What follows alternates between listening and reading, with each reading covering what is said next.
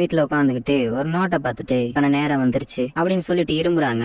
பார்த்தா அவன் கையில ரத்தம். இதை வெளியில இருந்து கிரிக்கோ பாத்துறா. இப்ப பாட்டி கைச்சிரோன்னு சொல்லி கூப்பிட்டு இருக்கிறத ஹீரோ கேட்டுட்டு, பாட்டி என்னாச்சு உங்களுக்கு, இந்த வந்துகிட்டு இருக்கேன் அப்படின்னு சொல்லிட்டு ஹீரோ கதவை திறந்துட்டு வந்தவன பாட்டி மேல இருந்து ஜம்ப் பண்ணி ஹீரோக்கு கிஸ் பண்ண போக ஹீரோ அதுல தப்பிச்சிடறான். ஏ கிளவி என்ன பண்ணிக்கிட்டு இருக்க, கைச்சிரோ நான் உனக்கு முத்தம் கொடுக்க போறேன் அப்படின்னு ஹீரோக்கு முத்தம் கொடுக்க போக, ஏ கிளவி உனக்கு என்ன பைத்திய புடிச்சிச்சா, ஏன் இப்படி பண்ணிக்கிட்டு இருக்க அப்படின்னு ஹீரோ கேட்க, கைச்சிரோ நான் சொல்றது கேளுன்னா உன்னோட சாபத்துக்கு சொல்யூஷன் கண்டுபிடிச்சிட்டேன் அப்படின்னு சொல்றாங்க. அது என்னன்னு ஹீரோ கேக்குறான். அந்த சாபத்தை உடைக்கிறதுக்கு உங்களுக்கு ஒரு விஷயம் தேவைப்படுது. அது என்னன்னா அதுதான் ஒரு வெர்ஜின் பொண்ணோட முத்தம். ஒரு கன்னி பொண்ணு உனக்கு முத்தம் கொடுத்தா அந்த சாபம் போயிடும். இதை ஹீரோ கேட்டுட்டு என்னது கிஸ்ஸா அப்படின்னு சொல்லிட்டு அதிர்ச்சியில கேட்க, அதனாலதான் பேராண்டி உனக்காக நான் அந்த விஷயத்த பண்ணலாம்னு சொல்லிட்டு வந்தேன், நீ அதுக்கு விட மாட்ற, வா உமா கொடுக்கலான்னு உமா கொடுக்க போக, அம்மா கிளவி நீனுவா வெர்ஜின் அப்படின்னு கேட்க, எனக்கு தெரியல நான் அந்த மாதிரி பண்ணி கிட்டத்தட்ட 10 வருஷத்துக்கு மேல ஆச்சு அப்படின்னு சொல்றாங்க. என்னதான் இருந்தாலும் நீங்க என்ன கிஸ் பண்றதுனால அனுமதிக்க முடியாது அப்படின்னு ஹீரோ சொல்ல, அப்ப வேற யாராச்சும் உனக்கு முத்தம் கொடுக்க ஆள் இருக்கா என் பாட்டி கேட்டானே. இந்த கைச்சிரவை அண்டர் எஸ்டிமேட் பண்ணாதீங்க, நான் எப்படியாச்சும் இந்த சாபத்தை உடைக்கத்தான் போறேன் அப்படின்னு ஹீரோ வீராப்பா சொல்ல,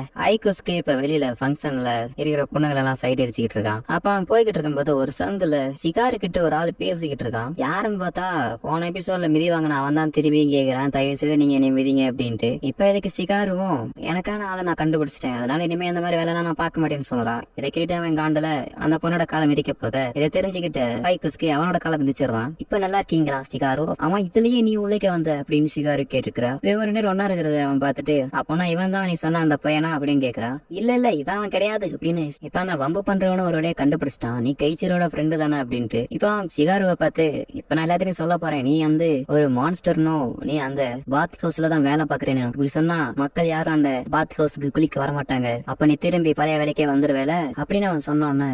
இப்போ ஒரு நாள் நைட்டு மட்டும் கூட இருந்தத யார்ட்டையும் சொல்ல மாட்டேல அப்படின்னு அவன் கேட்க, டெஃபினட்டா நான் யார்ட்டையும் சொல்ல மாட்டேன் அப்படின்னு அவன் சொல்றான். அப்புறம் மறக்காம இன்னைக்கு நைட் அந்த பிரிச்சுக்கிட்ட வந்துருங்க அப்படின்னு சொல்லிட்டு அவன் கிளம்பிடுறான். சிகாரு நீங்க இங்க போக போறீங்களான்னு ஐகோஸ்கே கொஞ்சம் சீரியஸா கேட்க, இதை பார்த்துட்டு அவன் சிரிக்கிறா. நான் இங்க போறதா இல்ல, நான் சும்மா போக வைக்கிறதுக்காக தான் சொன்னேன், அதை மாரியும் திரும்பி என்கிட்ட வந்தானா நான் யாருன்னு அவனுக்கு காமிக்கிறேன் அப்படின்னு சொல்லிட்டு சிகாரு சிரிச்சுட்டே கிளம்ப, இந்த பக்கம் வீட்டுல பாட்டி வந்து கிரிக்கெட் கிட்ட சொல்றாங்க அந்த சாவத்தை பத்தி. அவளும் என்னது முத்தம் கொடுக்கணுமா அப்படின்னு கேக்குறா. இப்ப நம்ம இந்த மாதிரி பண்ணிட்டோம்னா அந்த லூசு போய இதுதான் சான்ஸ் அப்படின்னு சொல்லிட்டு ஏதாச்சும் ஒரு பொண்ணோட சல்சா பண்ணிட்டு அவனோட வெர்ஜினிட்டியை அவன் இழந்துருவான். அப்ப யார் அந்த ரோபோட்டை கண்ட்ரோல் பண்றது அப்படின்னு கிரிக்கெட் கேட்டவன. அதனாலதான் நான் இதை உன்கிட்ட கேக்குறேன், நீ இப்ப அவனை கிஸ் பண்ணேனா அவன் அவனுடைய ஃபீலிங்ஸ புரிஞ்சுக்கிட்டு நீனும் அவனும் ஒன்னா அந்த சூசனாவை பைலட் பண்ணலாம், அதான் என்னுடைய ஆசை. அது மட்டும் இல்லாம அவன் வேற எந்த பணியும் தேடி போக மாட்டான் அப்படின்னு பாட்டி சொல்றாங்க. ஆனா பாட்டி நான் அவங்களை பாதுகாக்கணும், நானும் இந்த மாதிரி பண்ணக்கூடாதுல்ல அப்படின்னு அவன் கேட்க, அப்பனா அவன் இன்னொரு பொண்ணோட கிஸ் பண்ணுவான், அது அவனுக்கு பிரச்சனை இல்லைல்ல அப்படின்னு சொல்லிட்டு அவங்க இரும்புறாங்க. அந்த நிலைமையிலையும் கிரிக்கோ நான் அவங்க கிட்ட கெஞ்சி கேட்டுக்கிறேன், தயவு செய்து பேச்சிரவ அந்த சாபத்துல இருந்து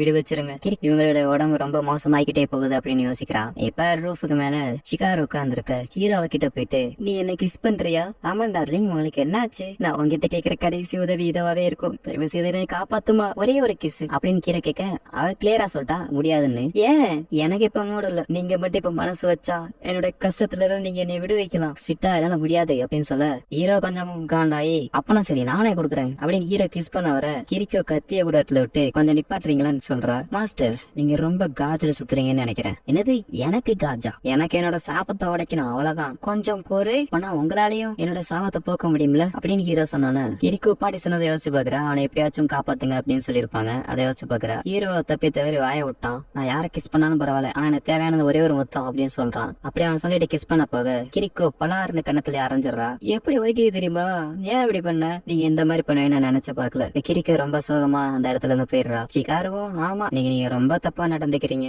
இப்ப ஹீரோ வாசல்ல உட்காந்து படுத்துக்கிட்டு இருக்க புது பொண்ணு வந்துட்டு, ஆமா நீங்க எப்படி சோகமா இருக்கீங்க, ஏதாச்சும் பிரச்சனையா, ஏதாச்சும் நடந்துச்சான்னு கேக்குறா. இப்ப கிரிக்கோ வந்துட்டு கவலையில சுத்தம் பண்ணிக்கிட்டு இருக்கிறத பாத்துட்டு பாட்டிக்குள்ள கூப்பிடுறாங்க. இப்பதான் எனக்கு புரியுது அவன் அவங்களை அடிச்சா அப்படின்ட்டு. இந்த சாபம் கொஞ்சம் வித்தியாசமா தான் இருக்கு அப்படின்னு அவன் சொல்ல, உங்களால இதுக்கு உதவி பண்ண முடியுமான்னு ஹீரோ கேக்குறான். துரதிஷ்டவசமா என்னால முடியாது, எங்க அப்பாவை கொண்டவனை நான் கண்டுபிடிச்சு கொள்ற வரைக்கும் என்னோட வெர்ஜினிட்டியை நான் இழக்க மாட்டேன் அப்படின்னு சொல்லிட்டு ப்ராமிஸ் பண்ணிருக்கேன். இதை ஹீரோ கிட்ட திரும்பி தூங்குறான். இப்போ வரைக்கும் அவனால அவன் சோகமா இருந்தான்னு புரிஞ்சுக்க முடியலையா, இப்ப வரைக்கும் என்னால அதை கண்டுபிடிக்க முடியலன்னு ஹீரோ சொல்றான். நான் சொல்றேன் ஒழுங்கா கேளு, கிஸ் பண்றது ஒன்னும் சாதாரண விஷயம் கிடையாது, 2 பேரும் மனசளவுல ஃபீல் பண்ணி அதை பண்ணணும், அதை தான் நான் ஃபீல் பண்ணனேன் அப்படின்னு ஹீரோ சொல்ல, நீங்க ஃபீல் பண்ணா மட்டும் போதாது, கூடாது, அந்த பொண்ணு ஃபீல் பண்ணணும்ல. என்னது அந்த பொண்ணு ஃபீல் பண்ணணுமா? நீங்க இந்த மாதிரிலாம் யோசிச்சது இல்லையா? எனக்கு ஒன்னே மாதிரி காமெடி கேட்டாலாம் யோசிக்க தோணல அப்படின்னு ஹீரோ சொன்னானே.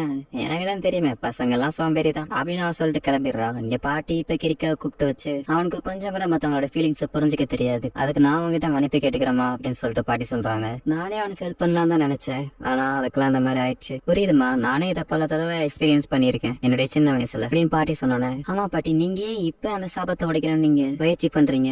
அதுவா, அது ஒரு ப்ராமிஸ். யாருக்குன்னு கேக்குறேன். அது வந்து கீச்சிரோட அம்மாவுக்கு தான் அப்படின்னு பாட்டி சொல்றாங்க. இப்ப பாட்டி வந்து கிரிக்கோவை வந்து ஒரு இடத்துக்கு தனியா கூட்டு வந்து பேசுறாங்க.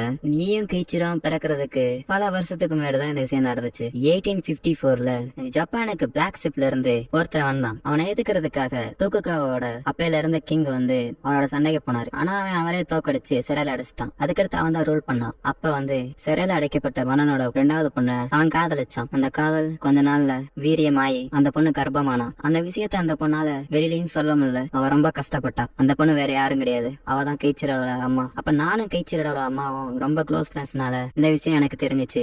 இந்த விஷயம் ஹையர் ஆபீஸருக்கு தெரிய ஆரம்பிச்சிச்சு. உடனே அந்த ஹையர் ஆபீஸ்ல இருந்த ஒருத்தர், இந்த குழந்தை நமக்கு ரொம்ப முக்கியம், அதனால அவளையும் அவ குழந்தையும் பத்திரமா நாகசாக்கில போய் மறைச்சு வைக்க சொன்னாரு என்கிட்ட. அவங்க ஒரு சாபத்தை போட்டாங்க. அது என்ன சாபம்னா, இந்த பையனால அவனோட குறிப்பிட்ட ஏஜ் வர்ற வரைக்கும் அந்த சாபத்தை இன்னொருத்தவங்க உடைக்கிற வரைக்கும் அந்த சாபம் அவனை விட்டு போகாது.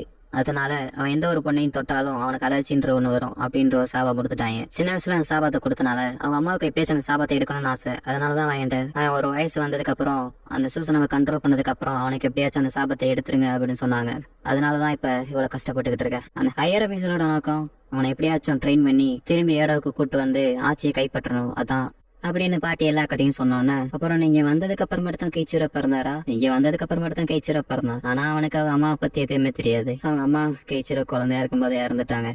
இவ சாவறதுக்கு முன்னாடி கீச்சிர ஒரு சாதாரண வாழ்க்கையை வாழணும் அப்படின்னு சொல்லிட்டு விரும்பினா. இதனாலதான் நீங்க அவரோட சாபத்தை விடுவிக்கணும்னு முடிவு எடுத்தீங்களா? ஆமா, இப்பதான் அவனுடைய வாழ்க்கைய அவனே சூஸ் பண்ணிக்கிற அளவுக்கு அவன் வளர்ந்துட்டான். அது போக அவனால இப்ப சூசனாவையும் ரிவைவ் பண்ண முடியுது. இதுக்கு மேல என்ன வேணும் அப்படின்னு பாட்டி சொல்லி முடிக்க இப்ப அந்த ஃபயர் வால்ஸ் பாட்டியும் கிரிக்கவும் பாத்துக்கிட்டு இருக்காங்க. நான் முடிவு எடுத்துட்டேன் அப்படின்னு கிரிக்கோ சொன்னாங்க. ரொம்ப நல்ல விஷயம் தான் அப்படின்னு பாட்டி சொல்றாங்க.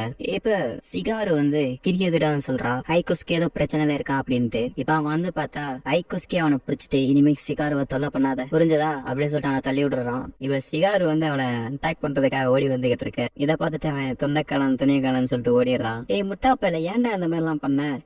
என்னை பத்தி கவலைப்படாதீங்க, நான் நல்லா தான் இருக்கேன். அப்பா நீ இவ்வளவு தூரம் எனக்காக தான் சண்டை போட்டியா? என்னுடைய முதலாளி எப்பவுமே என்ன சொல்லியிருக்காரு, நம்மள நம்பி இருக்கிறவங்கள நம்ம தான் பாதுகாக்கணும் அப்படின்ட்டு. இப்ப அவன் என்ன சொல்றானா, நீ என்னை தனியா விட்டு போயிருந்தேன்னு இந்த அளவுக்கு நீ அடி வாங்கி இருக்க மாட்டேல அப்படின்னு சொல்றான். அது என்னால முடியாது அப்படின்னு அவன் சொல்ல அவர் என்ன அப்படியே சைலண்டா நிக்காங்க. இப்ப கிரிக்கோ, நீங்க உங்க அம்மாவுக்காக தான் அதெல்லாம் பண்றீங்களான்னு கேட்க, ஆமா எங்க பாட்டி சொல்லியிருக்காங்க அவங்க ரொம்ப நல்லவங்க அப்படின்ட்டு, அதனால அவங்களுக்காக தான் பண்றேன் அப்படின்னு சொல்றான் ஹீரோ.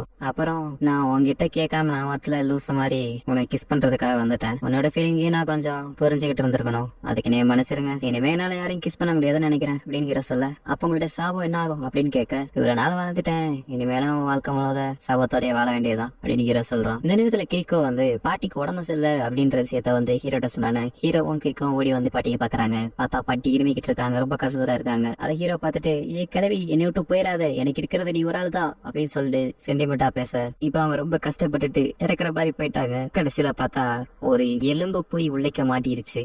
அதுக்குத்தான் எவ்வளவு பில்டப். ஆமா நீங்க 2 பேரும் கிஸ் பண்ணீங்களான்னு கேட்க, 2 பேரும் ஒண்ணு இல்ல அப்படின்னு சொல்ற மாதிரி முஞ்சிய காமிக்க, வேறாண்டே நீ இன்னைக்கு கொஞ்ச நாள் காத்துட்டு இருக்கணும் போல அப்படின்னு சொல்றாங்க. ஹீரோ அதை கேட்டுட்டு, ஏன் இந்த மாதிரி நீ பயமுறுத்துனீங்க அப்படின்னு ஹீரோ பாட்டியோட ஜாலியா சண்டை போட்டுட்டு இருக்க இதை பாத்துக்கிட்டு இருக்கா. இரவு நேரத்துல ஹீரோ தூங்கிக்கிட்டு இருக்க, அப்ப கிரிக்கோ வந்து ஹீரோவை கிஸ் பண்றா. காலையில ஹீரோ கண்ணை முழிச்சு பாக்குறான். எப்பவும் போல வந்து சிகாரு வந்து ஹீரோவை தொல்லை பண்ணிட்டு இருக்க. அப்ப ஹீரோட பாடியை டச் பண்றான். ஹீரோக்கு ஒண்ணும் ஆகல. எனக்கு ஒண்ணும் ஆகல அப்படின்னு அவன் சொல்லிட்டு வெளியில வந்து கிரிக்கோவை பாக்குறான். கிரிக்கோ எனக்கு சரியாயிருச்சு, அந்த முட்டாள் சாபம் என்ன விட்டு போயிருச்சு, இனிமே என்னால சந்தோஷமா இருக்க முடியும்னு நம்புறேன். ஆமா போரு, ஏன்னா யார் கிஸ் பண்ணிருப்பா? ஒருவேளை கிளவியா இருக்கும்போது இல்ல அதுக்கு வாய்ப்பு இல்ல. அப்பதான் ஹீரோன் யோசிச்சு பாக்குறான். கிரிக்கோ சொல்லிருப்பா உங்களுக்கு சாபம் போனா கூட நான் உங்க வெர்ஜினிட்டியை காப்பாத்துவேன் அப்படின்ட்டு. அப்பனா கிரிக்கோ நீ யாருப்பையோ அப்படின்னு ஹீரோ சொல்ல, அவ வெக்கப்பட்டுட்டு என்னை மன்னிச்சிருங்க அப்படின்னு சொல்லிட்டு ஓடிடுறா. இதோட அந்த எபிசோட முடிச்சிட்டாங்க. ஓகே.